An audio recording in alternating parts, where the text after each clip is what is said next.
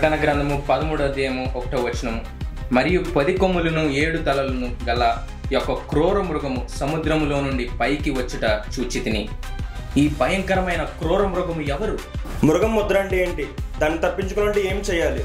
7 ముద్రలు అంటే ఏంటి? దేవుని ముద్ర అంటే ఏంటి?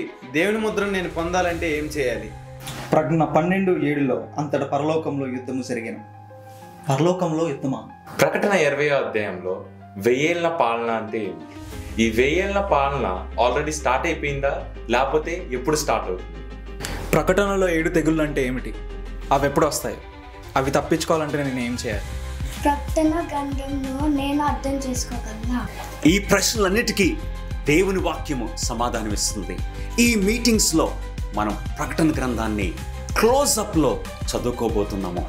మీరు అనుకుంటూ ఉండొచ్చు, ప్రకటన గ్రంథాన్ని నేను అర్థం చేసుకోగలనా? ఖచ్చితంగా.